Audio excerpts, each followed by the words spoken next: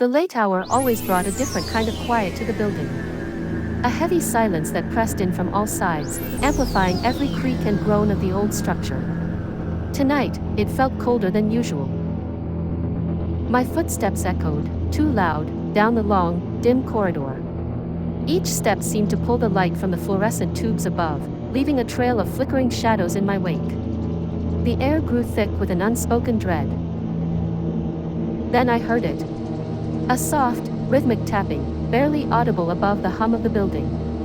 It came from the very end of the hall, from apartment 4B. The one that had been empty for years.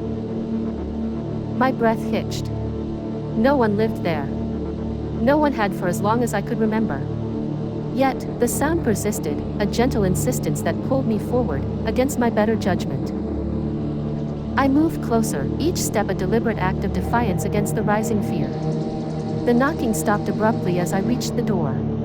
A sudden, unnerving stillness descended. Then, a slow, agonizing creak. The door to apartment 4B began to open, inch by agonizing inch. A sliver of absolute darkness appeared, then widened, swallowing the faint light from the corridor.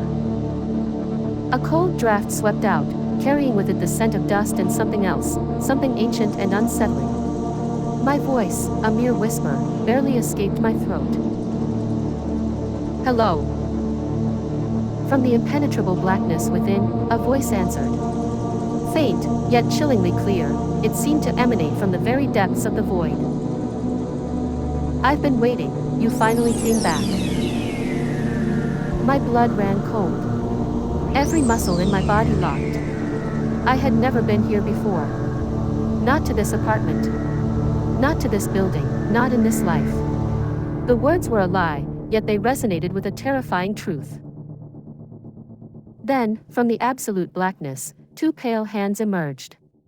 They moved with an unnatural slowness, fingers splayed, crawling across the floor like some grotesque spider. They reached for the threshold. One by one, the corridor lights above me began to die. Each flicker, each pop, plunged another section of the hall into deeper shadow. The darkness advanced, consuming everything.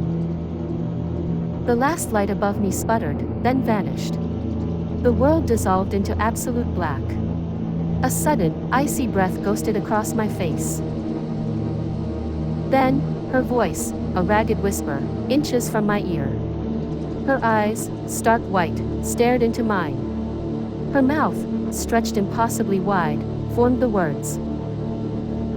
"Don't leave me again."